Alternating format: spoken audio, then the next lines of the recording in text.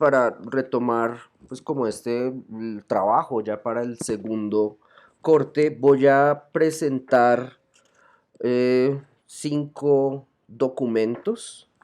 Uno es un informe que se realizó en la Universidad Nacional la Universidad Nacional de Tecnología de Taipei.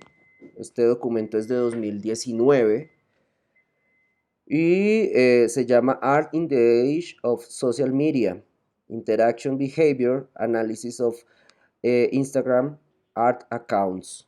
Es básicamente una mirada que yo sentí que está más del lado de la mercadotecnia del arte con redes sociales, específicamente Instagram, donde el grupo de investigadores, 3 personas, Xing Kang, Wenjin Chen y Jiang Kang, deciden analizar las cuentas dedicadas a arte, explícitamente a arte en Instagram, cómo operan, qué tipo de relación establecen con su público, qué tipo de imágenes e incluso qué tipo de concepciones respecto a la producción de imagen en términos de arte conciben y manejan, y por otro lado también qué relación tienen con el público, con la audiencia de estas imágenes.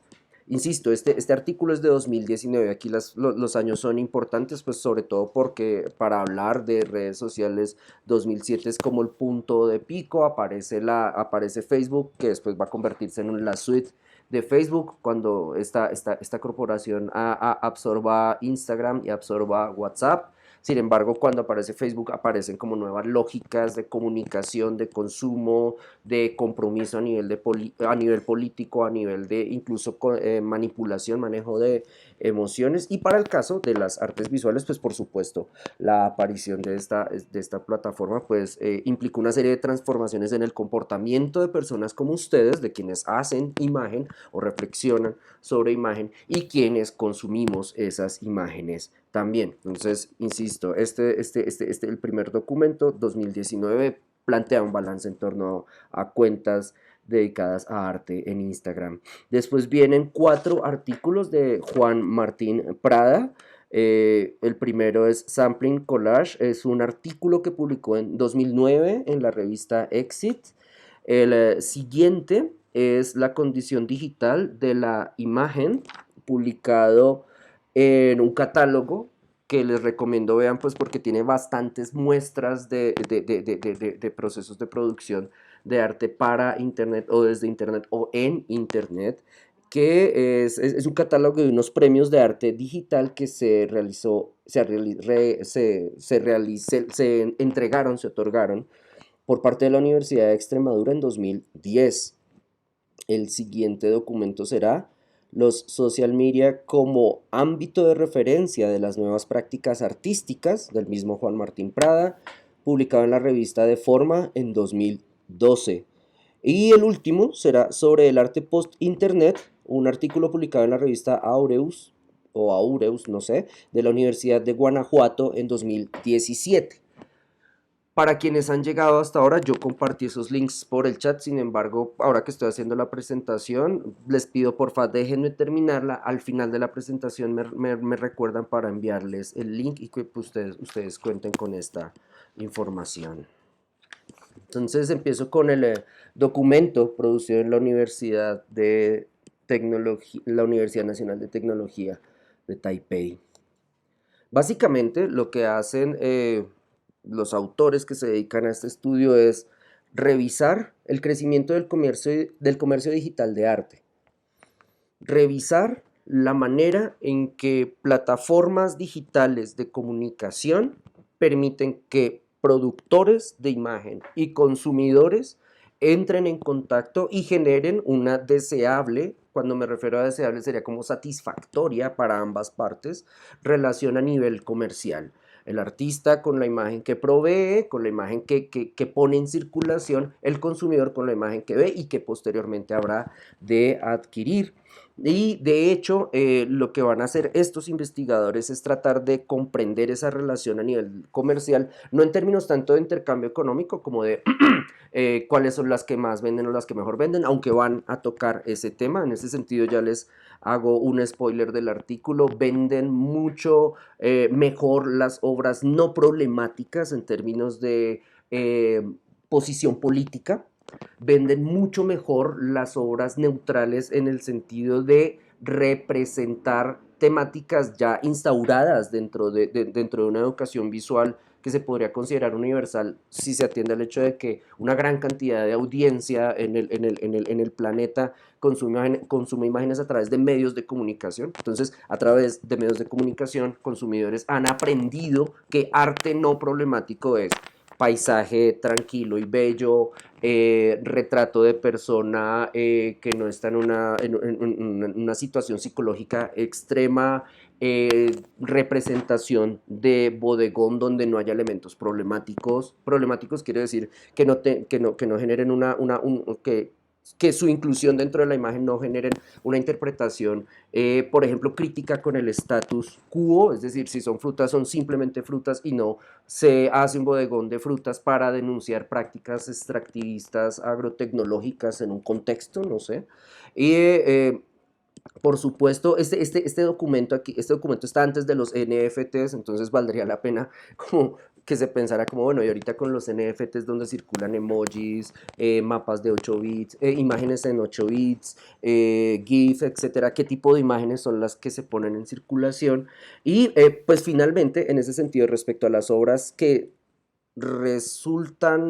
tienen mayor aprobación y que se introducen dentro de prácticas de comercio más efectivas, estarían ellas. Y lo que van a ver estos investigadores es que la relación que se va a dar con estas imágenes es sobre todo de participación en el sentido de que las personas que consumen estas imágenes no solamente las ven, sino que interactúan con ellas estableciendo likes o comentarios o incluso compartiéndolas.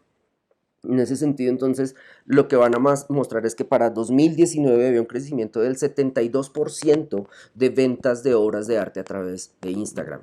De hecho, en muchísimos casos, me enteré de esto la semana pasada entrevistando a un egresado de la SAP precisamente, con quien trabajé, pues le di clase y trabajé con él él trabajó como asistente de la sala de exposiciones ASAP hace más o menos 3 años. Él después de este trabajo de formación decidió viajar a México, ahora mismo está instalado en México y él lo que me muestra, lo que me comenta es que efectivamente para las personas más jóvenes, las personas que vendrían a ser como egresados de hace más o menos 5 años, para estas personas se ha convertido en una decisión natural el promover su trabajo a través de Instagram, superando, por ejemplo, la talanquera de ingresar a la representación de una galería, participar en convocatorias, aplicar a premios y por otro lado, en esa promoción de su trabajo a través de Instagram,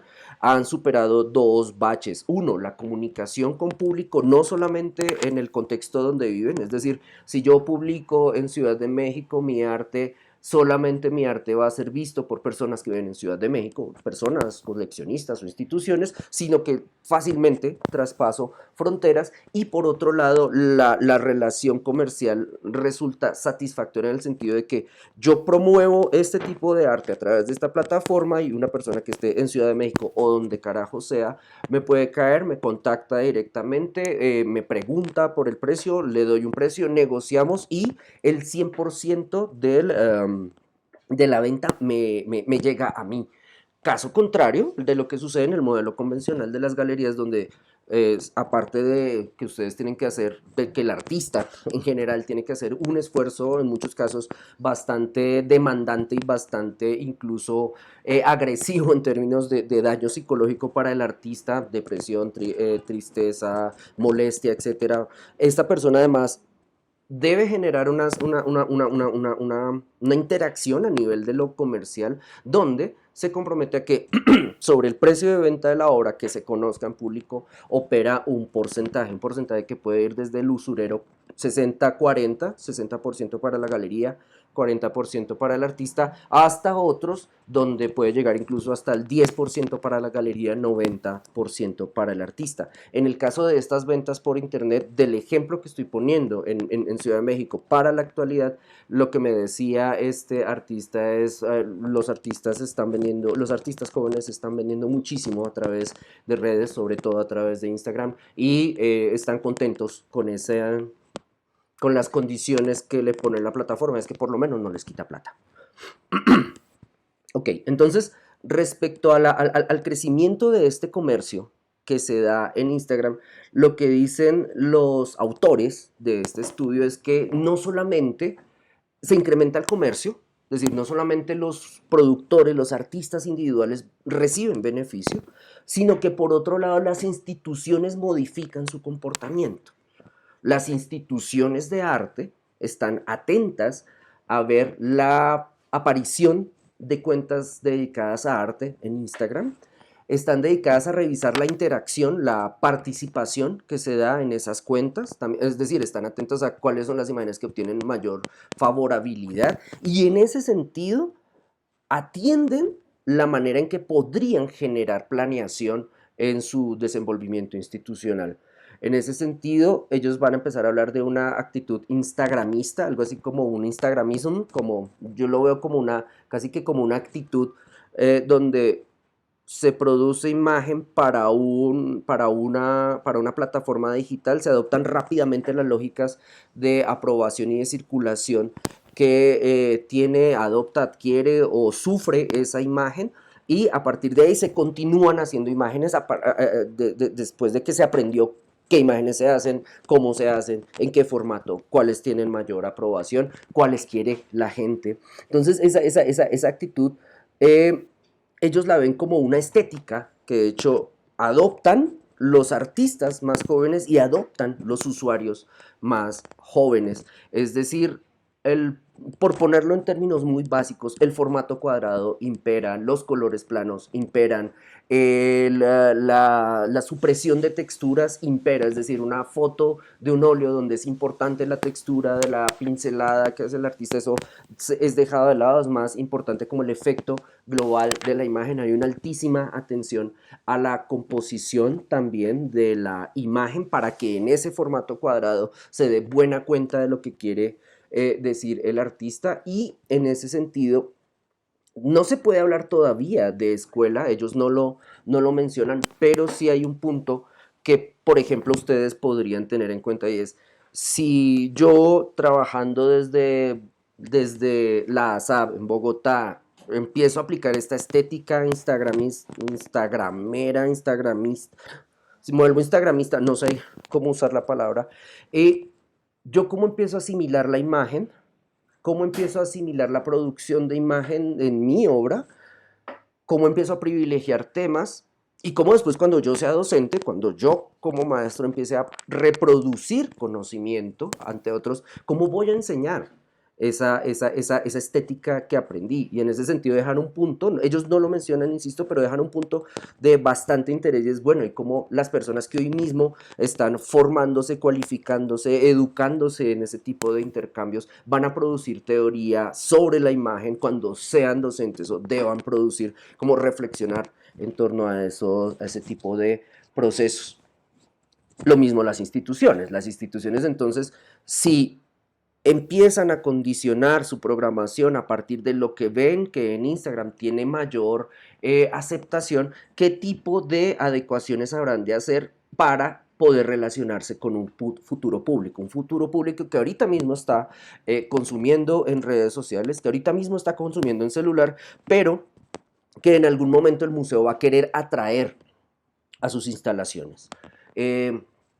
Digamos que en este sentido los investigadores no plantean de manera fatalista el hecho de que Instagram va a reemplazar a los museos, por ejemplo, sino más tratan de ver de manera muy pragmática cómo los museos van a empezar a generar estrategias para acercarse a estas personas y como su objeto de estudio son las cuentas dedicadas a arte. En Instagram no establecen una mirada hacia otro estudio que sería subsecuente, de este, y es, bueno, y entonces, ¿qué han hecho los museos al respecto?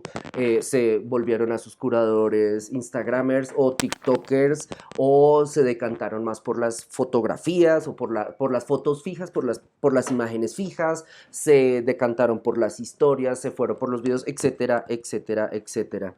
Eh, Ahí lo que ellos dicen es que al mirar este instagramismo, dejémoslo así no, admitan porfa que lo dejo así para no tener líos. La implementación de este modelo instagramista va por otro lado amarrada con una idea de la cultura de la participación, que yo la veo más por el lado de la cultura de la atención y de hecho de una economía de la atención, donde eh, aparecen tres elementos. El primero, esta cultura de participación a partir de imágenes que circulan en internet, de artistas que se promueven en internet y de artistas que venden desde internet, desde Instagram, pues, no pone barreras a la experimentación artística. Es decir, el artista puede hacer lo que quiera. Pero este artista puede hacer lo que quiera teniendo en cuenta que va a compartir eso. Y que en muchos casos, igual esa condición no es nueva dentro de la producción de arte. El artista hace para exponer en una esfera pública.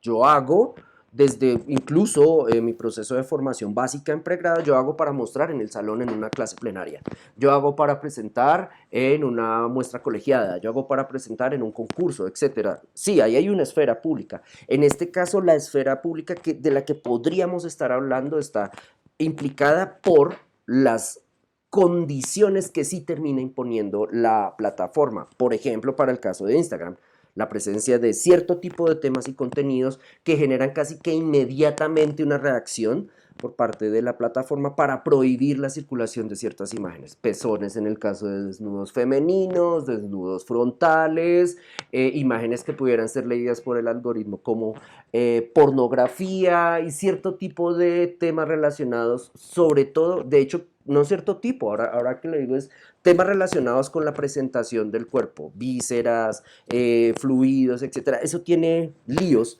dentro de esta circulación. ¿Por qué? Porque el algoritmo está controlando la llegada de estas imágenes, el compartir de estas imágenes, y el artista entiende muy rápido, insisto, no por jóvenes inmaduro la lectura de esta retórica, sino que entiende muy rápido como cuáles son las imágenes que le prohíben, cuáles son las que le banean, cuáles son las que le van a denunciar sus haters, cuáles son las que van a tener mayor éxito. Entonces, en consecuencia, pensando en ello, imaginando un público, racionalizando una idea de público, ya sabe más o menos qué proveer. Y en ese sentido lo que mencionan ellos también es que aparece una noción de mentoría, de acompañamiento altamente informal. En ese sentido me recuerdan, por ejemplo, a páginas dedicadas a arte en Instagram que operan, por ejemplo, en México también, donde se realizan algo así como clases de historia de arte sin utilizar la expresión que es bastante insultante en un contexto como ese para dummies, sino que se dan clases de historia de arte donde el Instagramer de turno decide aprovechar los recursos que ofrece esa plataforma para utilizar video, postproducción, después metiéndole imágenes, textos, etcétera, emojis, lo que sea, y en pastillas muy cortas, no sé cuántas son las pastillas de Instagram, pero digamos que se va por IGTV, entonces nada, pone pastillas de una hora. En el tiempo de una hora, esta persona de manera altruista, sin cobrar, por ejemplo, por ese conocimiento que aporta, informa sobre, no sé, vamos a hablar de arte conceptual latinoamericano. Provee su información y por la posibilidad del intercambio a través de comentarios o de mensajes directos, empieza a dialogar con personas interesadas, empieza a construir una comunidad que en algunos casos, no sé si ustedes miran los lives, por ejemplo, que en algunos casos se da casi en tiempo real. En ese sentido, por ejemplo, esta plataforma, esta estrategia que estoy usando ahora, por el efecto de yo estoy grabando la clase, yo la voy a subir a una plataforma de acceso libre o supuestamente libre como YouTube, les pido la condición de que no hablen ahora mismo. anoten sus preguntas para que hablemos después. Ahí yo estoy anulando la experiencia del tiempo real. Les estoy pidiendo a ustedes que pospongan la experiencia de preguntar y que se les responda al tiempo. Y en ese sentido yo no estaría generando una adecuada cultura de participación en términos de lógica de redes. Para una clase magistral, del putas. Yo hablo, me escuchan, o ni siquiera me escuchan. Yo hablo, no me interrumpen con preguntas o hablando o simplemente abriendo micrófono y haciendo ruido ambiente, sino establecemos un acuerdo comunicacional donde yo otorgo lo que creo que es un saber adecuado para el contexto de la clase. Ustedes después cuestionan ese saber que yo considero adecuado y a partir de esa fase como que cumpliríamos la clase, pero para cumplirla, la experiencia del tiempo real, de que ustedes intervengan y digan, no, pero, o ay, increíble, o no, este man está absolutamente equivocado, hay que ver este otro, etcétera. Cualquier tipo de postura u opinión ahorita queda pospuesta, y en ese sentido, en términos de cultura de participación, quedaría minimizada. Porfa, hable dentro de hora y 15 minutos. Por ahora, deténgase dentro de la plataforma. En ese sentido, he pensado qué pasaría si yo hiciera estas clases con transmisiones en directo por YouTube. Es decir, si yo utilizo una plataforma, un canal, donde pongo las clases una vez las hago, después de editarlas, pues con estas cortinas de entrada y salida y de pronto donde borro los baches que considero como más graves de mi performance, ¿qué pasaría si me metiera en la cultura de participación de los directos de YouTube? Tendría varios problemas, sobre todo problemas que no tanto me agredirían a mí como que terminarían agrediéndoles a ustedes. Por ejemplo, si esto se hace público, personas que se van enterando de la transmisión y no hacen parte del curso podrían ingresar y personas no integradas dentro del aparato institucional que es esta clase podrían entrar a participar, desarrollar dinámicas que terminen distrayendo la atención de la charla y al final podría, sobre todo aquí hablo respecto a mi inexperiencia, mi vejez, en el sentido de viejo boomer no conoce la tecnología, podría la experiencia llevarse al trasto, ser como un desastre en términos de clase magistral. Un desastre en términos de clase magistral que para las personas que realizaron esa acción de intervención sería un absoluto éxito.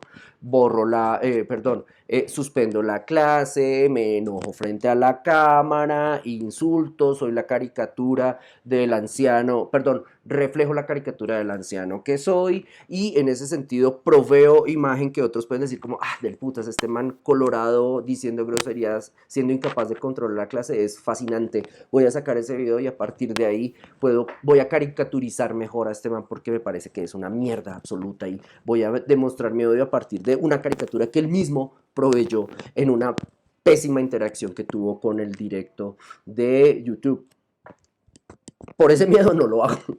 Y bueno, en parte porque no cuento con la infraestructura para tener una transmisión decente a través de redes por mi baja conectividad.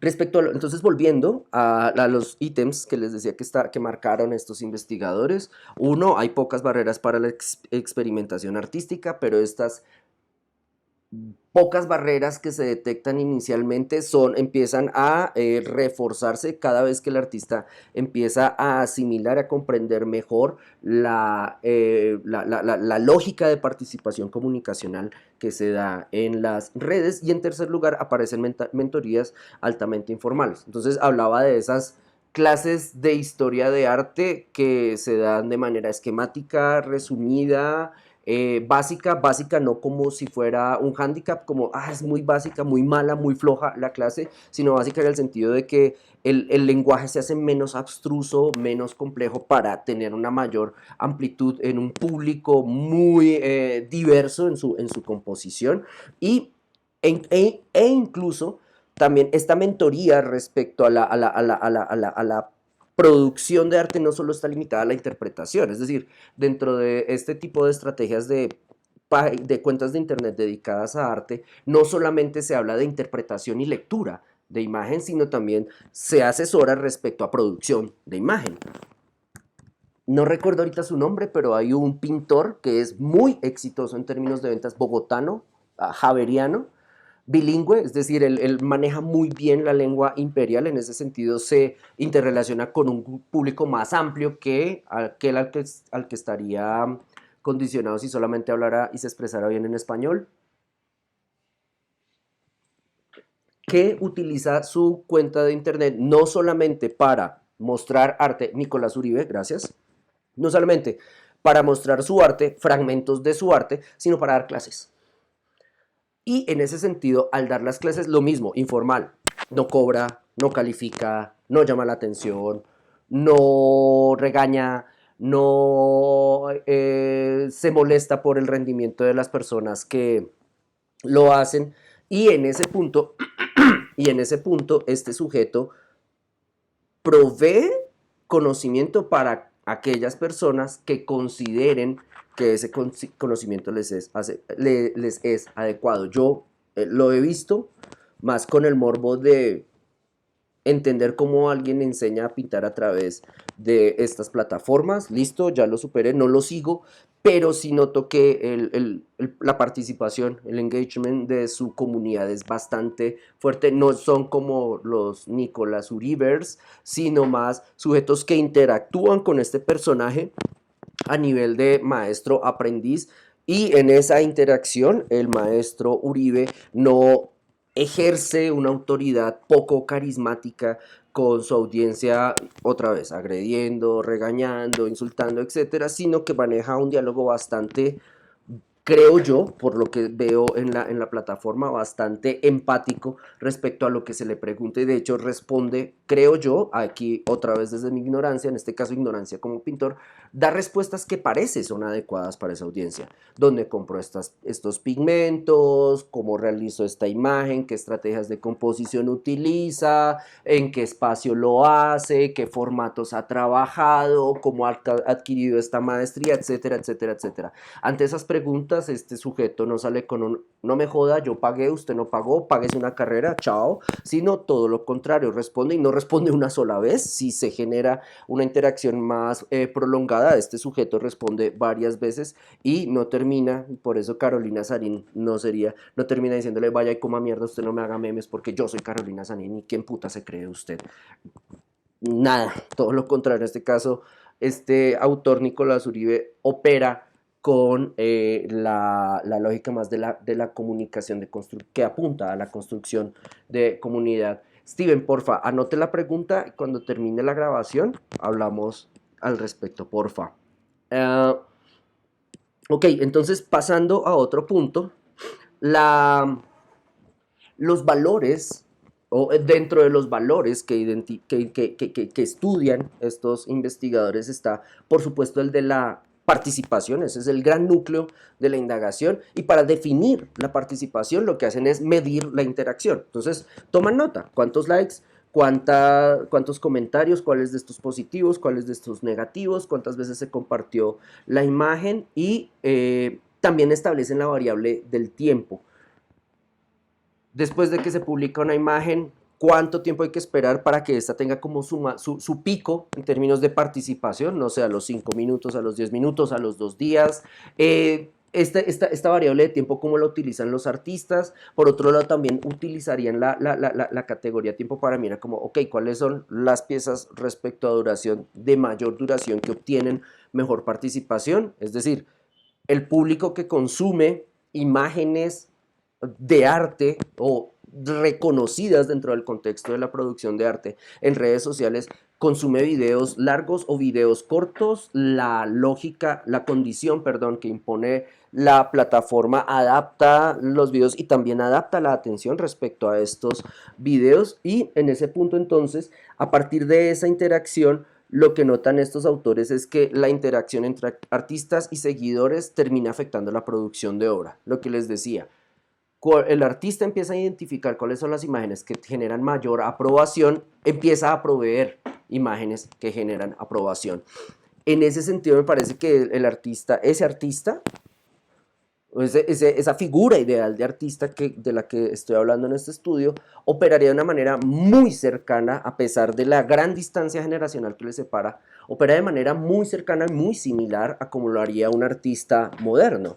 Es decir, Imaginen un artista moderno ubicado entre la década de 1930 y 1950, agobiado por una única necesidad, no la de resolverse como artista, sino la de resolver un estilo, producir una imagen distintiva que sí y solo sí sea asignada a su nombre. Entonces esta persona pinta como Picasso, esta persona pinta como Botero, como Obregón, etcétera. Y después de que esta persona encuentra un estilo, es decir, produce su imagen, la pone en circulación en la esfera pública del arte, el público de esa esfera pública le responde satisfactoriamente, este artista dice, ok, es por ahí, empieza a repetir imágenes siguiendo esa condición que detectó, pero en términos de largo plazo, al mirarlo en términos de historia del arte, esta persona sí logra el éxito, es favorecido por el público, es favorecido económicamente, por supuesto, pero a cambio paga el precio de que no pueda hacer imágenes diferentes. Se metería de lleno en la cárcel del estilo porque si el público espera de mí gordos, yo no puedo darle flacos. Si el público espera de mí gordos y me paga por esos gordos y resulta que de un día para otro, porque soy una persona creativa y no me amarro a lineamientos estéticos, si de un día para otro empiezo a hacer flacos y esos flacos no se venden tan bien como vendía los gordos, ¿qué pasa entonces con las obras que con la valoración, con incluso la posibilidad de especulación que tendrían las personas que compraron gordos? Si yo hago una obra con un estilo que empieza a abaratar mi nombre en la circulación comercial, voy a afectar la especulación económica que otros esperaban hacer con mi obra a partir de una obra que realicé en una época, en un periodo artístico anterior. Esa reflexión, este tipo de artistas modernos o con actitudes modernas es reprimida, como todo bien es un mal sueño, voy a seguir haciendo lo mismo, o sea, es reprimida esta actitud, deciden responder como nada, yo sigo haciendo lo mismo y el público les va a seguir respondiendo. De hecho, esta cárcel del estilo moderna no solamente aplica con los artistas visuales, también con músicos, cineastas, etcétera, etcétera. Ustedes lo pueden ver en múltiples áreas de la producción cultural. Ahora bien, ¿qué modificaciones impone el hecho de que este tipo de imágenes circulen a través de tecnología digital? Mm, por lo menos van a detectar tres modificaciones. Una, la definición de arte empieza a cambiar. Los límites de lo que viene a ser reconocido como arte empiezan a cambiar y las expectativas del público empiezan a ser cada vez más importantes. Aquí cuando voy a la redefinición o rearticulación más bien de nociones como arte, no es que nadie sepa qué es arte, que sería como la duda metódica que se tenía por lo menos para el arte local en los 90.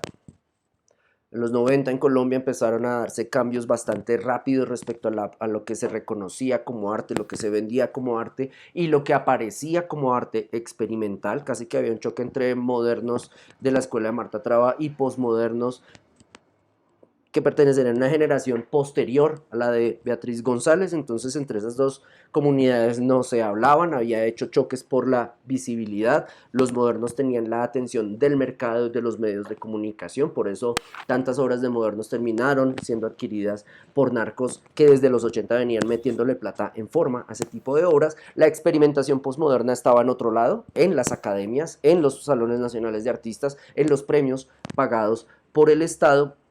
Y en ese momento, para la década de los 90, en muchos foros y en muchos textos aparecía la pregunta, ¿qué es arte?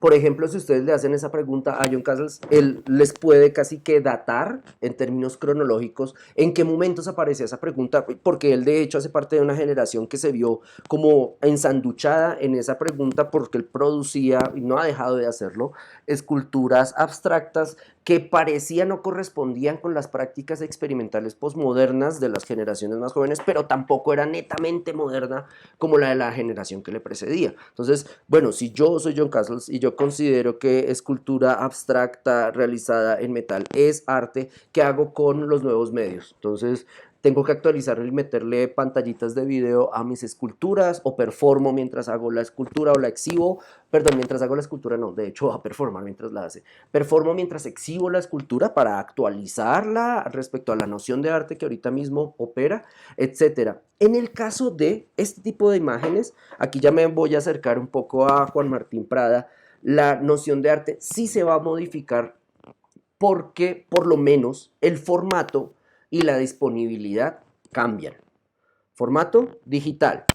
Si ustedes descargan esa imagen de la cuenta de Instagram sin recurrir a... No, recurriendo a estrategias como, no sé, captura de pantalla, están capturando la reproducción de la imagen o la imagen. Y ahí la filosofía, la estética puede aparecer de lleno para establecer reflexiones como tú estás coleccionando un mapa de bits o estás coleccionando la imagen, ¿qué haces si tomas la imagen procedente de Instagram y la traduces a pintura? ¿Qué pasa si haces un collage digital a partir de esa imagen de procedencia digital para desarrollar otra imagen? Estás haciendo collage de la misma manera que lo hacían artistas que acudían a la compra de periódicos y revistas, utilizaban tijeras, pegante, cortaban, pegaban sobre un papel y presentaban su obra. ¿Cómo se va a acceder a esa obra? Es decir, ¿es suficiente el acceso a través de la pantalla y de las... Aquí ya lo voy a tomar del lado negativo, los requisitos, las condiciones que se le exigen a esa imagen en esa pantalla? En ese sentido, los grandes formatos o los formatos distintos, no sé, los formatos redondos que van a ser en ese tipo de retórica que impone la corporación Facebook para Instagram, qué se va, cómo manejar, cómo resolver las imágenes que se componen en varios cuadros. Ahí, por ejemplo, ustedes pueden acudir a esas imágenes de sus colegas, a esas cuentas de sus colegas, donde para publicar en Instagram no solamente publican una imagen, sino hacen un mosaico de 12 imágenes que solamente se ven completas cuando se navega la cuenta de la persona y no cuando se navega el feed. Cuando ustedes están navegando el feed, ven un pedazo de la imagen, puede que esa fragmentación lleve a que ustedes no entiendan la imagen, recurren a la cuenta de la persona y la ven y es como, ah, ok, listo, es así. ¿Qué modificación se da y por qué se da? La modificación que se da es que ahí en términos de composición se afecta la imagen. ¿Por qué se da? Ni idea. De hecho es algo que yo no entiendo. O sea, para mí es como metafísica cuántica, como, ¿por qué? Y para mí no es claro. Problema. Soy viejo, tengo lógicas de consumo de imagen predigitales. Para mí, de hecho, la educación se da a través de letra impresa. Leo sobre todo cuando era joven, leía catálogos impresos, debía ir a la biblioteca, debía desplazarme, tener la experiencia de esperar el libro, etcétera, etcétera, etcétera. Cuando llegaba el libro estaba constreñido al tamaño, al formato del libro y a la posibilidad en términos de recursos que tuviera o el artista o el impresor. Y si estas dos personas no tenían plata y la impresión en color era muy cara, pues carajo, todas las imágenes de esta persona se iban en blanco y negro. Problema, ¿qué pasa si las imágenes en el mundo real, si las imágenes bases, si las imágenes que se fotografiaron para imprimirse, para configurar el libro eran a color? ¿Qué pasa con el tamaño? Y en ese punto entonces la reflexión acá es como, cuando lo pongo en un mosaico de 12 gano versus cuando la dejo solamente en el feed. Y otra vez, ¿qué gano? ¿O qué gana el artista con ello? Genera más compromiso, es decir, la gente está ansiosa porque complete el mosaico a lo largo de un día, una semana, un mes. O este artista publica el mosaico de pleno y entonces cada vez que publica son las 12 imágenes y ya. De hecho, yo me quedé en 12 imágenes y creo que no son 12, creo que son 6 o 9. Estoy perdido ahí. Pero en términos de retórica, de producción de la imagen, ¿a qué está apuntando esta persona? Por otro lado, la idea de límites del arte, de los límites que tendrían estas imágenes, va a aparecer claramente mediada, y esto ya lo dije, simplemente paso por ello, va a estar mediada por las condiciones de participación. Las expectativas del público van a ser muy tenidas en cuenta por parte del artista, y en ese sentido la idea de interacción va a complejizarse con la aparición de respuestas emocionales ante las obras. Es decir, y aquí hay una pregunta que la pueden abrir ustedes en su práctica individual.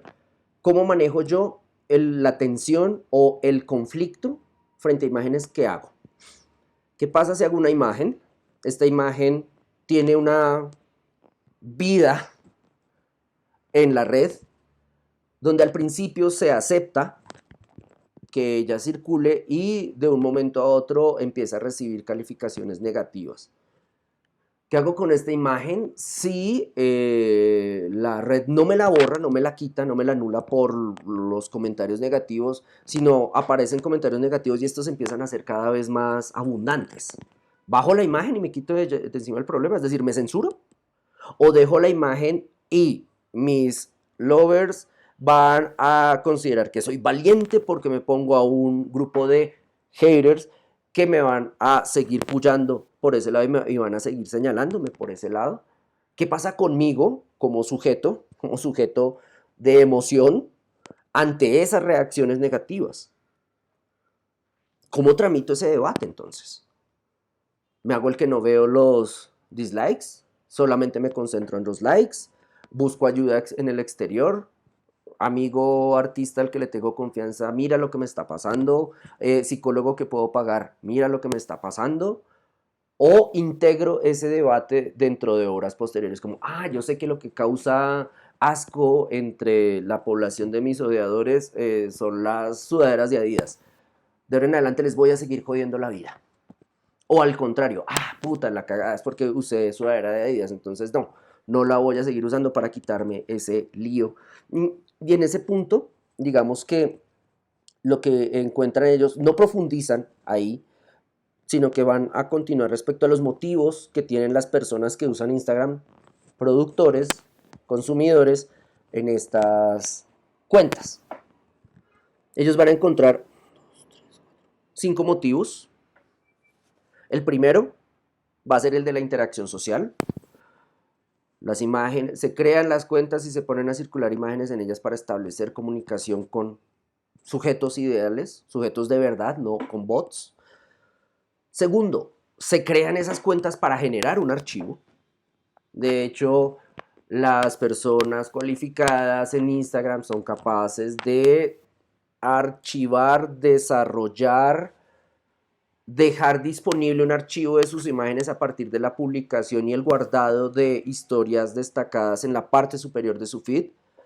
Hay, por ejemplo, una anécdota respecto a una galería. Esta galería se llama SGR, todavía está activa en San Felipe, vende mucho, está concentrada en arte contemporáneo joven de artistas que egresan de universidad, no trabaja con amateurs.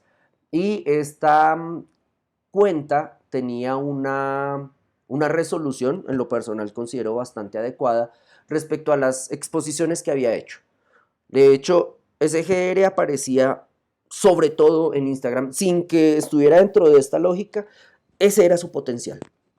Obvio, ahorita se le pregunta a Steven Guerre como, venga, ¿y usted cómo manejaba esa cuenta? Y seguro el man va a decir, yo quería convertir a Instagram en mi ecosistema y por eso decanté, puse, inventarié, sistematicé toda la información de mi galería ahí. Entonces, desde la exposición 1 hasta la más reciente, revisando a través de los destacados de historias, uno puede decir como, manica, en enero de 2012 tal cosa. Bien, gracias, aquí está el dato. Momento, además tengo el contacto del artista que expuso en ese punto. Excelente, entonces después voy a hablarle. ¿Qué pasa? Llega pandemia. ¿Qué pasa? Es secuestrada la cuenta. ¿En qué sentido secuestrada? Es hackeada. Personas que hackearon le caen al galerista y como, bueno, ¿quieres recuperar tu cuenta que tenías tan juiciosamente ordenada? Del putas. Es tanto. No, marica, pero ¿cómo hacemos? No sé qué. Marica, es tanto. Tienes 3 días para conseguir la plata, si no, todo se pierde. Chao. No se pudo, el man no quiso tampoco, se perdió toda esa información. ¿Qué le tocó hacer al señor SGR? Abrir otro perfil en un ecosistema que ya conocía al que ya nos había acostumbrado como público, es decir, cuando se dio ese hackeo, los chismes, reacciones, etcétera, entre personas que sabíamos de esa galería, como, marica, ¿qué pasó? ¿En serio? ¿Eso fue que se agarró con alguien? No, fueron unos hackers de Singapur, no, eran de México, no, eran de Miami, no, resulta que era un ex empleado, etcétera, etcétera, etcétera. Toda esa narrativa operó y operó de tal manera que la primera publicación de ese perfil fue, nos hackearon, esta es nuestra nueva cuenta. Es como, uff, puta. Aparece una nueva lógica respecto a cómo comunico el proceso de gestión de arte, cómo dialogo con esa comunidad y cómo vuelvo a construir comunidad. Esa cuenta no era nada despreciable, no era, no sé, una cuenta de reemplazo de 30 seguidores, no, era una cuenta de verdad, de 10.000 o más, tenía un resto de gente. A través de ahí vendía, a través de ahí promovía artistas, a través de ahí de ella promovía artistas de otras galerías. Todo eso al carajo, a esta persona le toca volver a empezar. No imagino el gasto psicológico que le implicó ello, no sé, emputarse, úlcera, ira, etcétera, y tiene que volver a reconstruir el ecosistema. Y en ese sentido, logra entonces establecer otra vez esa plataforma de comunicación, de generación de participación con su comunidad, sino que también, sigo todavía en la pandemia, este gestor, que de hecho es arquitecto, es decir, él hace parte de la clase creativa, no es como agrónomo que aterrizó en las artes o un hombre que se casó bien con una rica para meterse en las artes, sino este sujeto que ya tenía un acercamiento previo respecto a la producción visual, entonces establece otra vez, conociendo las lógicas de participación e interacción con los usuarios de redes, establece algo que llama SGR Promo, promociones que va a presentar cada semana, creo, donde utilizando otra vez el formato de Instagram, en ese caso de manera benéfica para el proyecto, comprendiendo y utilizando adecuadamente el diseño gráfico, un diseño gráfico adecuado al formato cuadrado de Instagram, provee el nombre de la iniciativa, la imagen del artista, la ficha técnica, el precio. En el comentario que vendría a ser como el pie de foto, amplía la información y efectivamente esas SGR promos durante el primer año de pandemia, a pesar de que a este galerista en el mundo físico le tocó entregar la casa, pues simplemente para qué pagar arriendo si todo está cerrado, nadie va a ir y yo tampoco tengo que mostrar porque todos estamos encerrados, pues nada, voy a utilizar las redes y voy a empezar a mover. Entonces, no minimizo la potencia del espacio físico de la galería, repotencio la del entorno digital y esto lo acompaño con como una tercerización de la economía del envío, de la circulación, y es que nada, pues yo genero esta promoción, estoy detrás de procesos de impresión de la imagen, de procesos de embalaje, de procesos de envío, entonces garantizo calidad en cada uno de estos renglones de la producción de la obra para que lo que usted, persona que consumió en internet y se antojó, me dio, sea retribuido con alta calidad. Ese modelo hasta hoy sigue y me parece que es un modelo.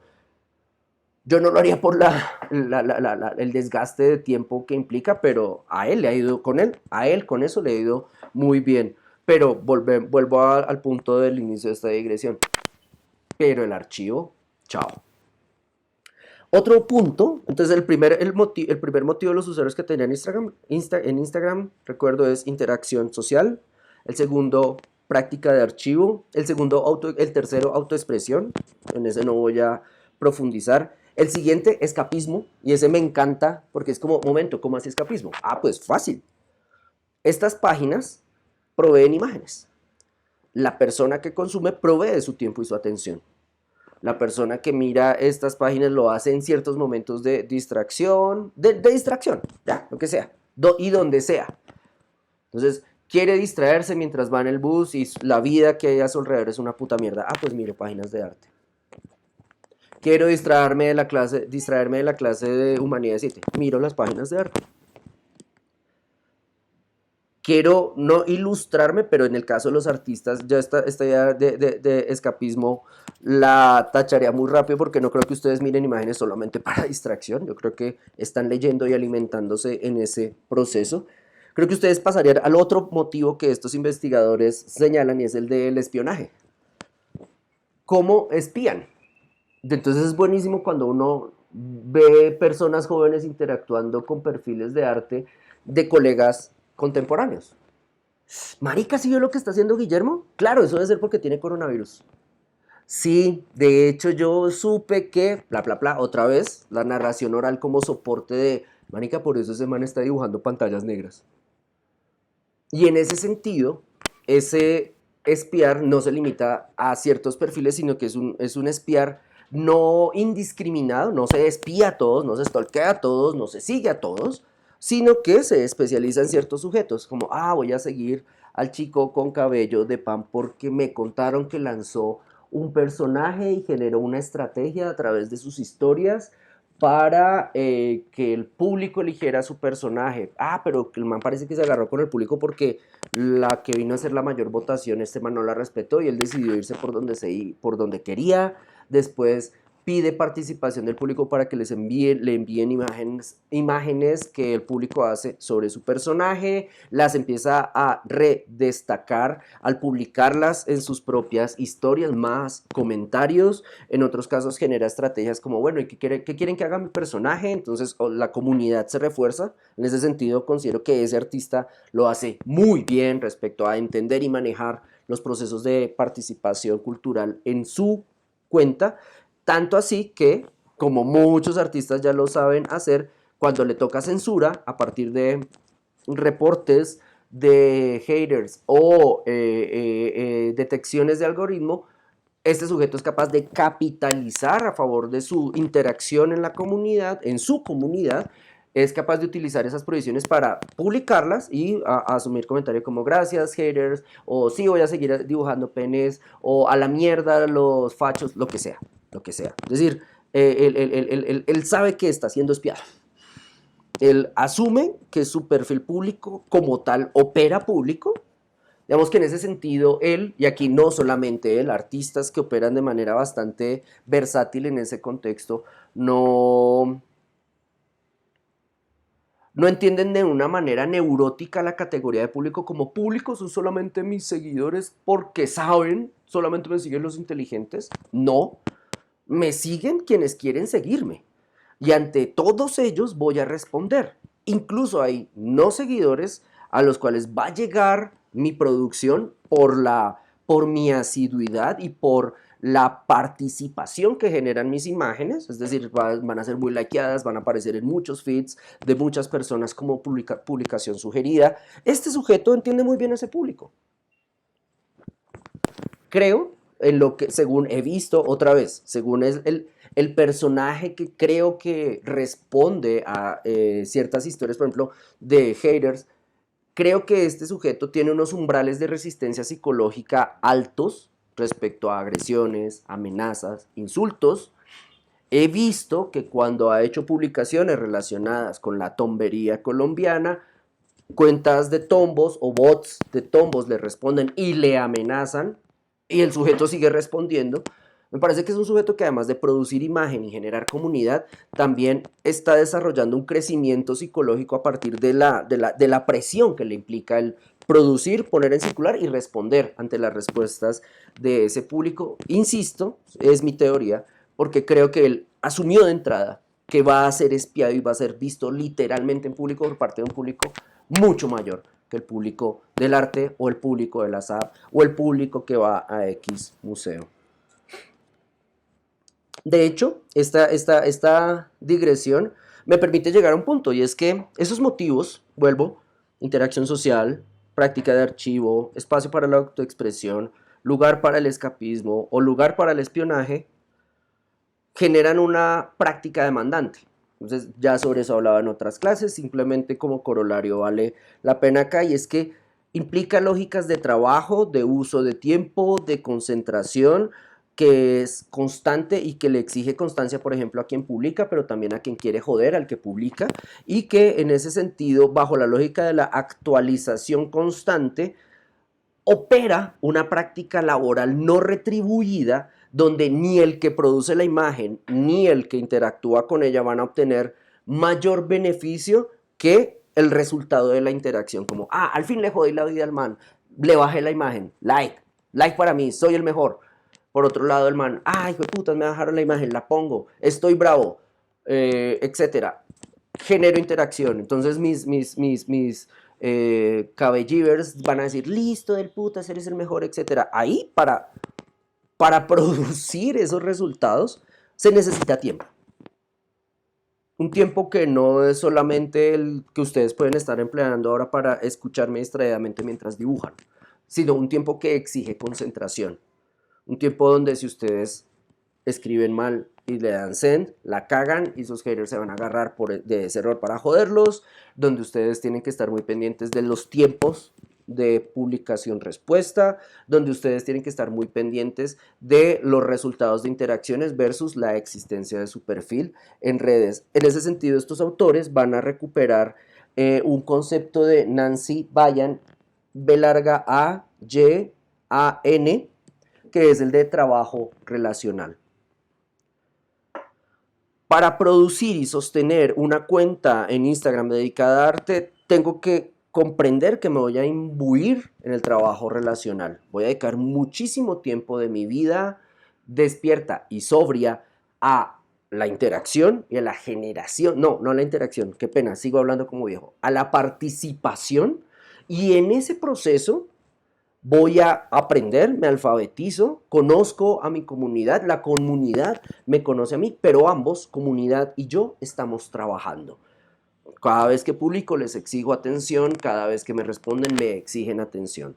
¿Qué pasa si me publican? Vuelvo otra vez a lo del debate para cerrar. ¿Qué pasa si me empiezan a publicar comentarios negativos y yo, no sé, estoy desconectado porque se me fue internet o me robaron el celular y estos comentarios se acumulan a lo largo de una tarde?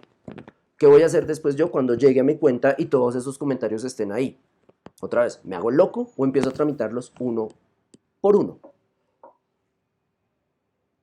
Según artistas que conozco que viven y trabajan en o Estados Unidos o Europa, estas personas han visto que, por ejemplo, campañas de cancelación respecto a TERFs, a misoginia, a racismo, sí, esas tres, por ejemplo, clasismo no. O sea, rico jodiendo a pobre, eso no se penaliza.